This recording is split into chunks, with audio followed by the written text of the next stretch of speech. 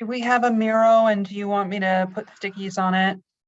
There is a Miro, and yes, it's our normal Miro. I will text you the link, and yes, if you can kind of keep track of any comments we have, because I think we're not going to I'm not going to share that as a screen because Jed's going to be sharing his lovely dashboard. So give me a second, Judy. I will get the link to you so that way you can. I think I can find it.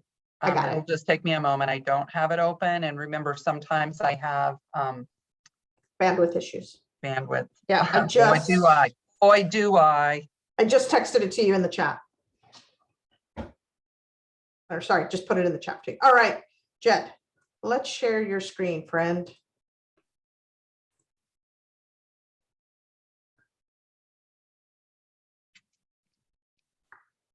All right, anyone have questions, thoughts, feedback for Jed on Sorry, I'm just going to the description of the things that we're talking about. Okay. Raise your hand, open up your mic.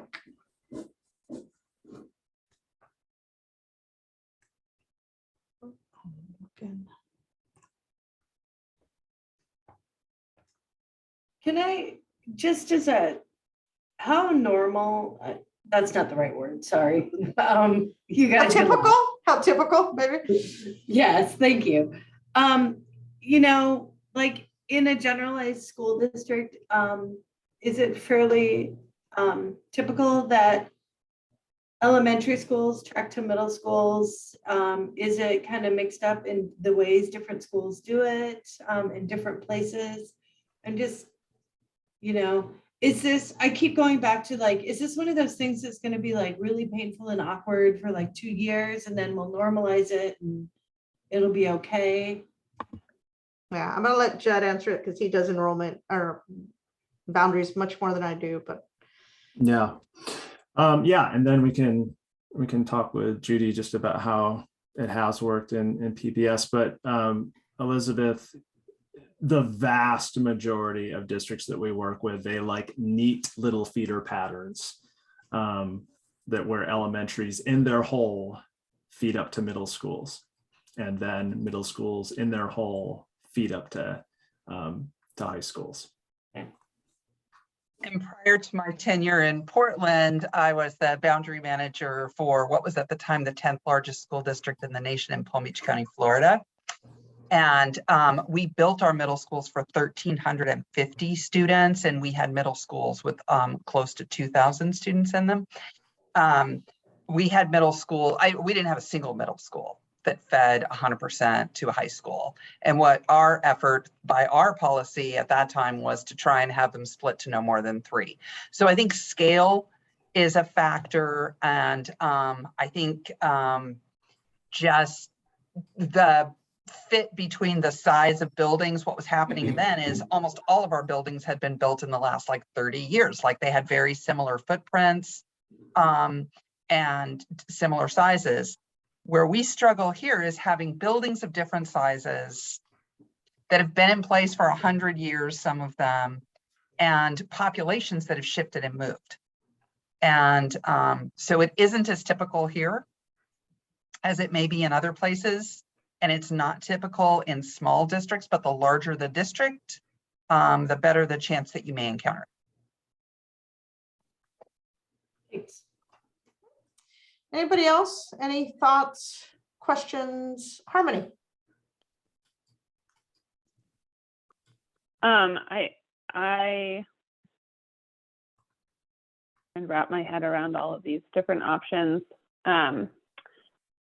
Just to raise another concern that I think will come out of our community at Atkinson is certainly the riding a bus past Kellogg, and also the breaking up of South Tabor as a community into so many different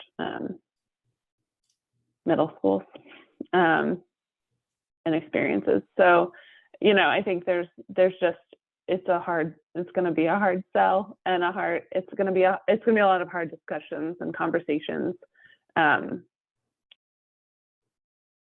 everybody. Okay.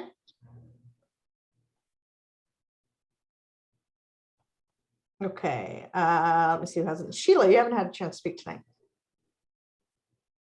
Yeah, mine is kind of to the side. So Judy, I understand if you can't answer this or if we don't have space for it, but it seems that we keep on coming back to our base level of 500 students in order to secure, like we're really tying those students to the funding. And I know that some of that is a necessary piece, but I guess one of the questions I have is just, is there a way to kind of restructure in the future some of the way that that funding is so that we could sort of guarantee, like, we are deciding as a district to have Harrison Park open as a middle school. So therefore, we're going to guarantee that they receive this slate of programming for the next 5 to 10 years, regardless if their numbers go up and down or if their SES status changes. So they come in and out of Title I. Like it seems like having to refigure that every single year is just a lot of stress within these communities, especially schools that are right around that area. And as we heard from, our principal, Lane, it sounds like it's working okay, even as a smaller number, but that inconsistency is what's really, really frightening. And so I just wonder if we can kind of look at it from a structural piece too. I think that's a great question. Guarantees are really difficult because we don't have guaranteed funding from the state. We don't, we really don't know, like we couldn't guarantee a pandemic 2 years ago.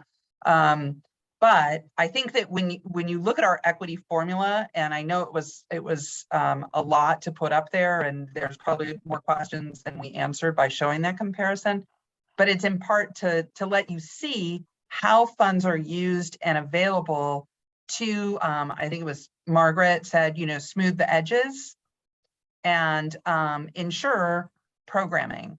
I don't know enough to make that clearer. And I appreciate Claire's perspective that this is an important part of the recommendation that you could be bringing forward as well to help solidify it both from your perspective and then ensure that the district is partnering, like we're a partner in this call. And so just consider that. Yeah. Okay, Sam, you had your hand up. Did you get your question answered? I was making a comment with no question. I was just piggybacking on an earlier conversation and how it is interesting digging upon past experiences with the con of splitting schools up and what actually happens where. It's just an interesting thing to factor in when making these types of decisions. We all have our ideas of how this stuff works out, but it can play out in many different ways. Just piggybacking on that comment. Thank you. Sandra. I think on the scale of what we're talking about tonight, my comment is, my camera is gone. There it is. New computer, sorry. My comment's kind of a smaller-ish one, but I just kind of question, and I know these are just hypotheticals right now, but with the Arleta, Marysville, and the split feeder, I don't have a strong opinion about splitting the feeder as much as I wonder about saying, okay, we're going to take your boundary, we're going to change Arleta's boundary like this, then we're going to change Marysville's boundary like this, then we're going to split feed the school. It seems like a lot of things to kind of stack up on top of each other. And I wonder if changing the boundary overall might not be a less disruptive process, just because that's sort of a lot of things on top of each other. So I just wanted to mention that because that kind of just stuck out to me as an anomaly. Yeah, thank you. Jed, anything to that? Any response? I mean, I look at it every time I open up these maps, I look at Arleta, and that's one of the ones that sees the most change for sure. And I think that it's in a tough spot, like relative to its location to Kellogg, and how we've tried to ensure that the schools that are feeding to Kellogg actually contain Kellogg physically with their attendance area. And that's one of the struggles that we've seen. I think both for Marysville and Arleta, some of the boundaries that we've drawn to achieve that have forced some kind of strange things to get enrollment to balance, right? For us to help keep it near that 270 mark. So totally see what you're saying, Sandra, and wrestle with it. Yeah, every time we open up the map. Judd, this predates you, but back in the DBRAC days, we used to joke that, Arleta, that we felt like the puzzle piece didn't fit. And it was just sort of like people kind of tried to fit us in there and just took a hammer, like, this will work. Like, so yeah, I mean, I get it. Okay. Anybody else? Anything else? Any other? Is there anything that you want to see, whether it's modeled or, have questions about, especially for some of you that were in the sort of ones and twos, with the caveats? What are some things you want to see that maybe Judd can help us with in terms of thinking about that process? Oop.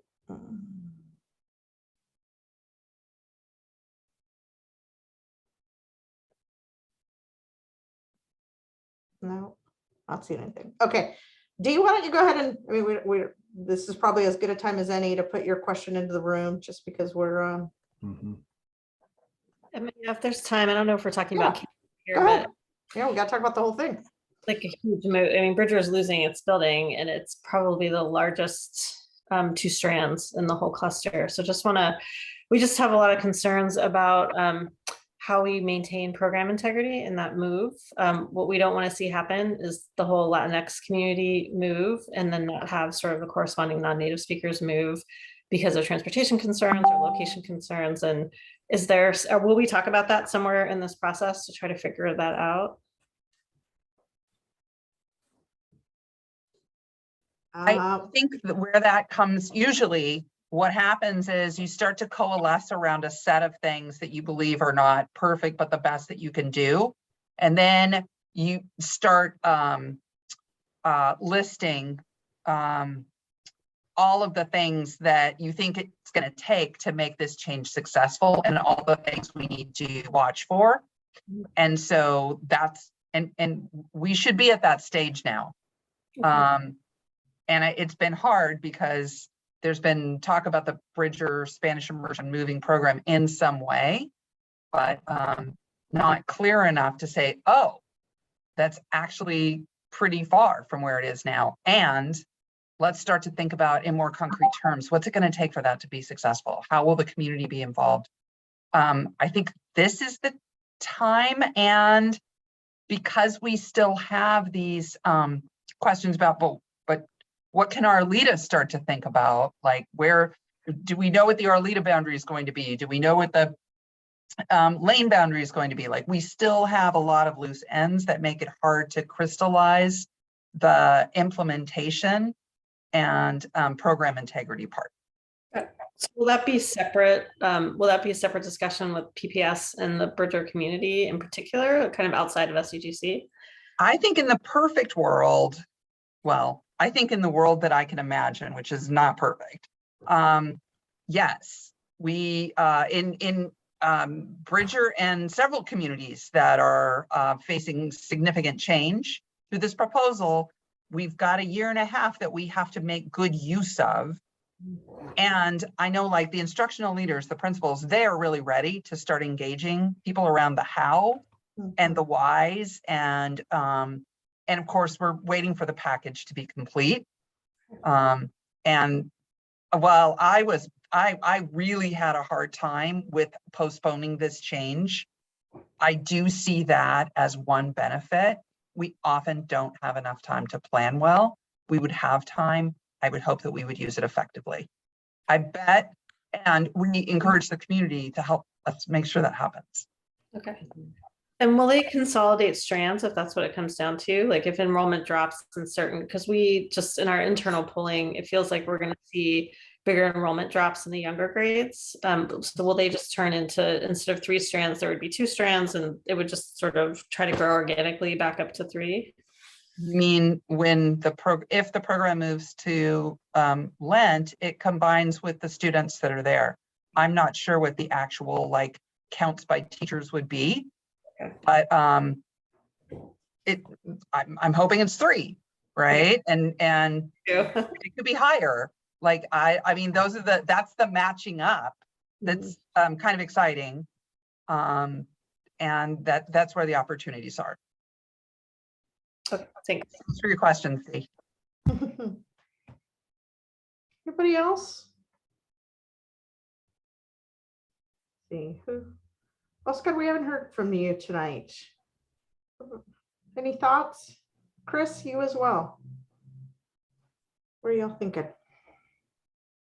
No, I'm kind of quiet today. Okay, that's fair. What about you, Chris?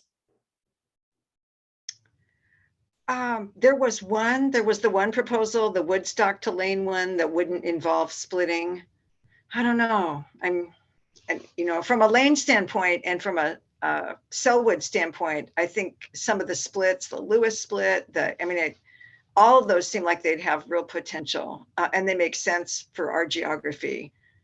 But in terms of just the split part, I just don't know. Thank you. That's fair. Anybody else? Adriel, do you have any thoughts, questions, considerations? No, I'm just, I'm like you and a lot of people. I want to get to the place where we can figure out how to make a choice and then make that work in the best way. Yeah. I'm at. Right, with the folks that we have in the room, let's do that.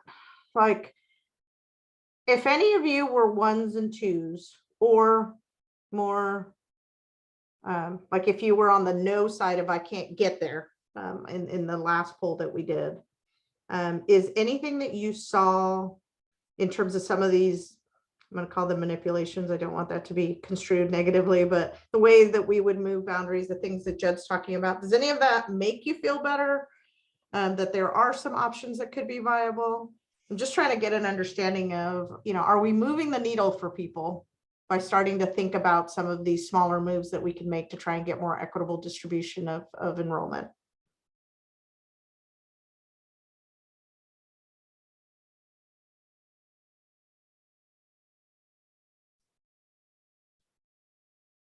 We've got everyone convinced, Jimmy. That's clearly what's happening. Yeah, Dee.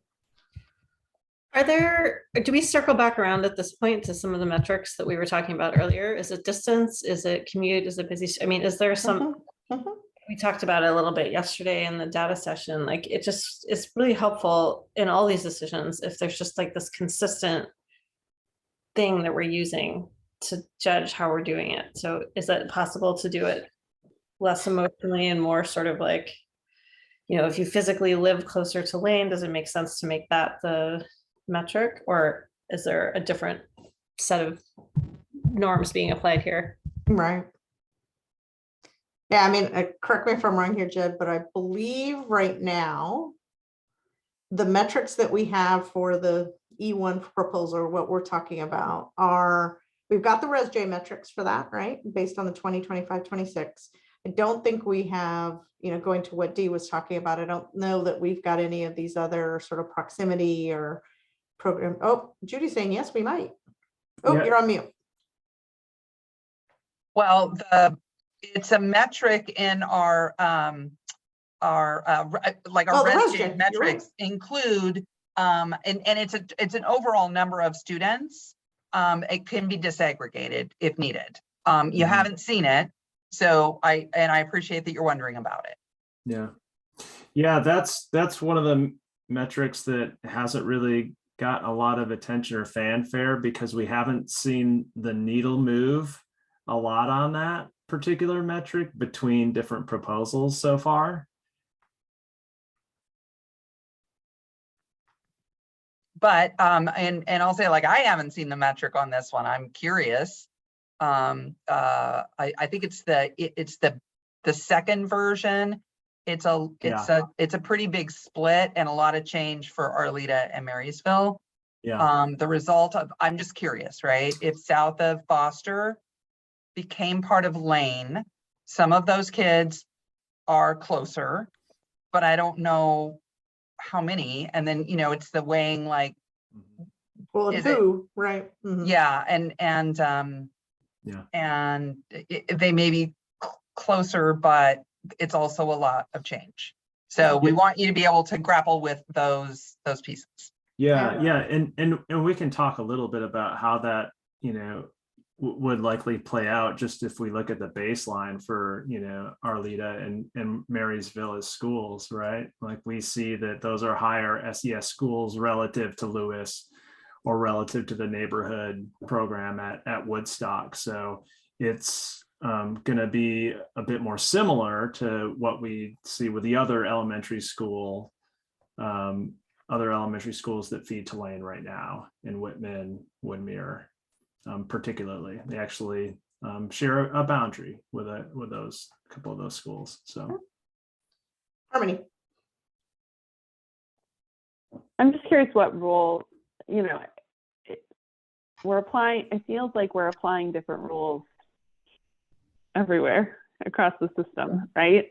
Like, well, if these kids are physically closer to Lane, that's a good line to draw. But to fill Harrison Park, we need to put Atkins in there, even though it's, you know, it's closer to two other middle schools, arguably. Go, Judy. Or we want, you know, we have to split the feeder here to fill. And I get all of these complications, but I think it's fair to surface, like there isn't a hard and fast rule here. We are actually applying all sorts of different. There aren't rules, right? We're just trying to like fit the puzzle pieces where they need to go best, like proximity and safe routes to schools sometimes are important, right? And sometimes are superseded by a need for robust enrollment at other schools, right? And so I think it's those give and takes, and those, you know, communities need to sacrifice those things for the system as a whole. And I think it's just important to continue to bring that conversation to the front. Like there isn't a hard and fast rule anywhere in these. No, I mean, the hard and fast rule is we're trying to make as equitable a balancing of enrollment. And that means that you have to apply different rules for different communities, because walking or proximity to a school would not get you the numbers you're looking for in a particular community, no matter what you did, right? So I think that's what you're pointing out. Sandra. I think Chris. I was just, yeah. Oh, yeah. Oh, I was really quickly just going to point out too that when we're talking about proximity, we need to remember that there are Lewis kids that live across from Lane essentially too. So yeah, I mean, it's not clean. This is very messy. Talk about sausage making, right? Yeah, and also what you all haven't seen that I know that Flo has worked up is actually some pieces of like actually making that Lewis to Whitman, Woodmere and change bigger. Yeah. Right. So I'm sorry that you haven't seen that piece, which might affirm exactly what you're saying. And also to say, right, if we could just draw concentric circles around schools and say, these are the kids, then again, like this would have been easy and Flo would have the perfect model, but it leaves out because our schools aren't in the places where our kids are. And sometimes some kids have to travel further and others get to be closer and it's not even. I would love it to be more even, and I want to keep working towards that if we can. Yeah. Oh, now it's 2 minutes. It was just 5 minutes. Like that was the fastest 3 minutes of all time. Go ahead, Chris. I lost my pretend hand. That's okay. Jed, could you say it again? Which of the moves that you were saying gave the socioeconomic status to Lane that was closer to that of Woodmere and Whitman? Yeah, I didn't hear. Yeah. So that was the one where we talked about having Lane and Kellogg's boundary split Arleta. Got it. So Okay, the so area- that gave basically us, that, that yeah, the area south of Foster in those. gave us a more similar demographic than going the Lewis direction. Correct. Got it. Thank you. All right, we've got about 30 seconds, 40 seconds. Anyone want to get a parting word in? Judy, I'm going to ask you to do a quick summary for the group when we go back about what we discussed. Is that okay? You're like, You no, guys but I'm going check to do it me. anyway. You're gonna have to check me. I was putting our notes in the wrong room for That's Pete's okay. sake. That's all right. We're good. All right, everybody. See you in the big room.